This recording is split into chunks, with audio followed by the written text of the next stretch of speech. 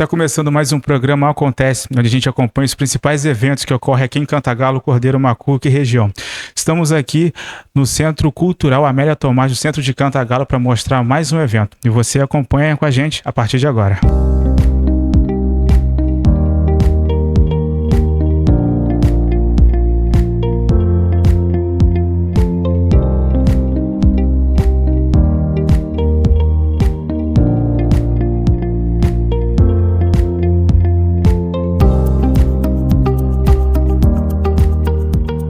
Estamos aqui com a secretária de Cultura de Cantagalo, Andréia. Andréia, boa tarde. Qual é a sua perspectiva do evento aqui hoje? Boa tarde. Olha, estamos muito animados. Esse evento é muito importante, né? Ele vai trazer a história de Cantagalo à tona. Nós vamos falar aí da Estrada de Ferro Leopoldina. Nós vamos falar dos milagres na terra de Euclides da Cunha, os milagres de Santa Rita. E vamos também falar sobre o arroz anã. Então, são 3 assuntos aí que vão mostrar a história de Cantagalo. Como é para você ver esses eventos realizar aqui no Centro Cultural? É um sonho. Né? Quando a gente entra aqui nesse Centro Cultural, parece que a gente está numa terra mágica, né? É maravilhoso. A gente respira aqui história, respira cultura, respira arte. Então, estar aqui dentro do Centro Cultural já é maravilhoso. E com os eventos, então, estamos no paraíso. Você acredita que os documentários são uma forma importante de preservar a história de Cantagalo? Com certeza, né? Porque eles são uma mídia atual. Então, todo mundo tem acesso, né? Ele vai chegar a muitas pessoas. Então, acho que a história de Cantagalo com os documentários ela vai mais longe, ela alcança mais pessoas. Já tem um documentário que você está naquela curiosidade de saber como é ou ainda não? Todos, eu adoro todos, né? Esses documentários, eles fazem parte da Lei Paulo Gustavo, né? E já foram apresentados 2, nós já falamos aqui dos escravizados em Cantagalo, já falamos da Fazenda Santana, hoje nós vamos apresentar os 3, que nós já falamos, e em breve, no dia 8 de novembro, nós teremos mais. Então, a história vai ficar bem completa, porque cada um, né, fala de um assunto. Então, vai ser muito bom quando todos estiverem completos. E como você vê novos documentários que poderão surgir aqui na casa, mostrando para o público a história viva de Cantagalo? Olha, a gente tem muito assunto. Então, assunto para o documentário é que não falta. Eu acho que esse ano de 2025, se Deus quiser, vai ser bem próspero nessa área, né? A gente está animando, tem esses primeiros, então acho que daqui para frente a gente vai ter condições de fazer mais documentários ainda, mostrar mais a nossa história. Bom, a gente agradece a você por conceder essa entrevista à TV Regional. Nós agradecemos a TV Regional, nossa parceira, sempre conosco, e sejam sempre bem-vindas.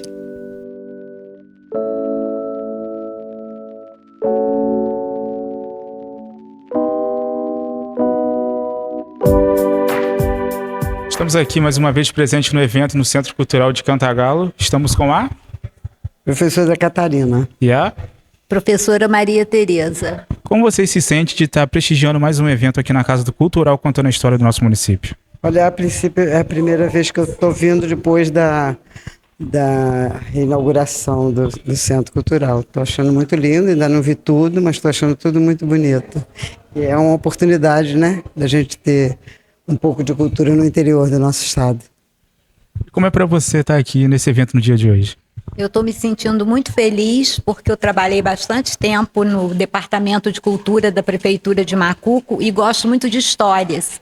E as nossas fazendas centenárias, né, que a gente faz o turismo rural, a gente fala muito da história do trem, da importância do trem para o crescimento do nosso município.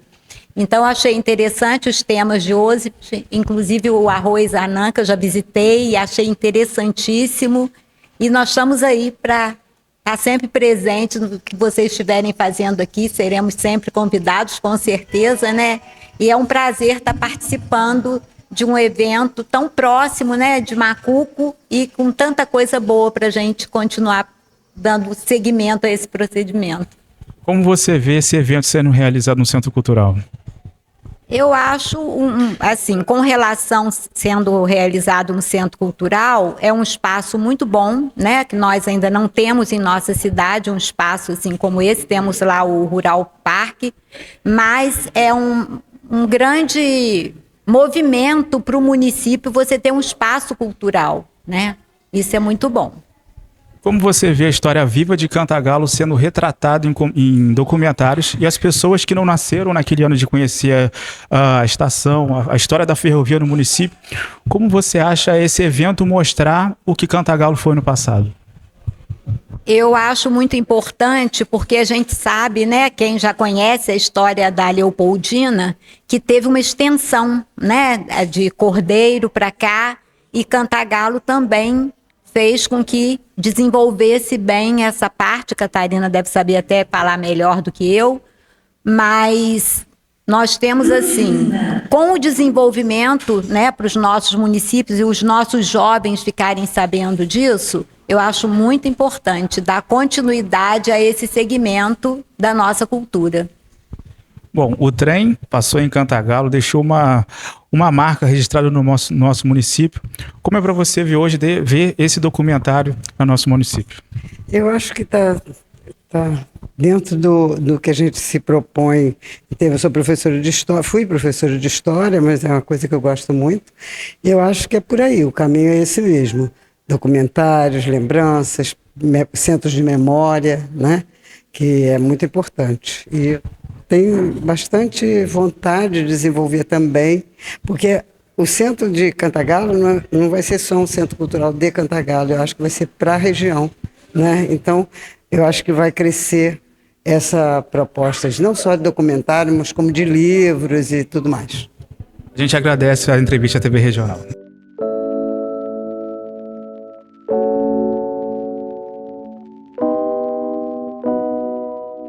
Estamos aqui com o vice-prefeito eleito de Cantagalo, Dr. Júlio. Dr. Júlio, a história de Cantagalo segue viva, né? Temos casas históricas, a história, por exemplo, da ferrovia no nosso município. Qual é a sua perspectiva de hoje de estar aqui prestigiando os documentários? Olha, esse documentário sobre a ferrovia eu acho que é importantíssimo, porque durante talvez um século, ou quase um século, ou um pouco mais de um século, a ferrovia era o único meio de transporte que havia na nossa região. E quando eu falo em ferrovia, eu me lembro também da classe dos ferroviários. Era uma classe importantíssima para a nossa região. Eram homens trabalhadores, no início mal remunerados pelos ingleses, depois melhoraram de salário quando a Estrada de Ferro Leopoldina passou para o governo. E a atuação deles em Cantagalo foi marcante. Aquele bairro do Triângulo, que hoje vocês mais novos conhecem, cheio de casa, aquilo ali era quase que um deserto. Aquilo foi feito tudo pelos ferroviários. Eu digo feito porque era trabalho braçal deles. Eles trabalhavam em sistema de mutirão. O dia que eles estavam de folga, pegava todo mundo junto, levantando a casa de um deles. Então, na época em que eu estive como vereador, eu acrescentei, a Câmara aprovou e foi no governo do Geraldo Guimarães, sancionou a lei. Aquele bairro, na realidade, o nome oficial dele é Triângulo dos Ferroviários, porque os ferroviários é que fizeram aquele bairro.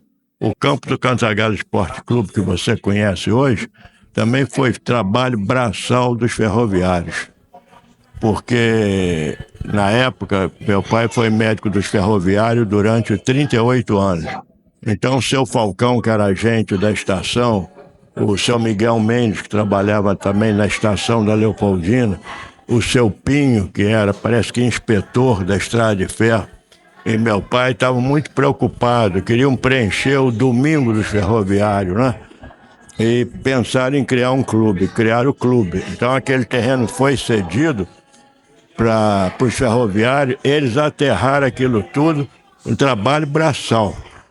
O barranco era cortado com picaretas e enxadões e eles puxavam a terra cortada, arrastando em couro de boi para aterrar e fazer aquele campo que hoje existe. De modo que é uma categoria que eu tenho no meu coração. E tive muito contato com eles. Inclusive eu tive um tio do lado materno que chegou a maquinista da Leopoldina, e do lado materno eu tive um primo do meu pai, o seu Manelzinho Machado, que também foi maquinista da Leopoldina, e tive dois primos, o Dão, que morreu há cerca de 2 anos, e o irmão dele, o Meinardo, que também foram ferroviários. De modo que eu sou muito ligado a essa categoria e digo que foi o fator de progresso da nossa região. Sem eles, essa região estaria atrofiada. Bom, o distrito de Boa Sorte, Euclidelândia, também tem papel fundamental na história da ferrovia no nosso município. Quando a ferrovia, né, foi basicamente extinta do nosso município, dessa história da ferrovia só ficou alguns túneis do trem, algumas pontes ainda em pedaços, e ficou o prédio da estação ferroviária de Euclidelândia. Como você vê, na sua visão do senhor, a preservação da estação ferroviária de Euclidelândia? Olha, eu acho que é importantíssimo, e tem até um comentário que seria feito ali um museu ferroviário. Seria de grande valor para o nosso município, porque em vários lugares que eu já viajei do Brasil, tanto no Paraná quanto em Minas Gerais, fizeram questão de criar um museu ferroviário. Em alguns lugares conseguiram preservar até locomotiva. Na nossa região não preservaram nada. Friburgo tinha uma locomotiva completa na Praça Getúlio Vargas. Teve um prefeito, não me lembro quem foi, que mandou tirar porque achava feio. Quer dizer, total falta de cultura, né? Eu espero que um dia aquela estação ferroviária, que é a última que existe no nosso município, seja realmente transformada no museu ferroviário. Você vê que documentários sobre esse tem um saldo positivo do conhecimento das pessoas na história do nosso município? Como? Na opinião do senhor, nós jovens que não conhecemos um pouco da história de Cantagalo no passado, como é para o senhor ver os jovens hoje se interessando pela história do município, da ferrovia, entre outros grandes momentos de Cantagalo no passado? Olha, é importantíssimo, rapaz. Você imagine, eu comparo que um povo sem história é igual uma árvore sem raiz. Vai acontecer o quê? Morre. Então, eu acho que todo jovem devia se interessar pela história e pela cultura. É a nossa base. A gente agradece, senhor, pela entrevista à TV Regional. Foi um prazer conversar com o senhor. Eu que agradeço a sua entrevista. Muito obrigado. Obrigado.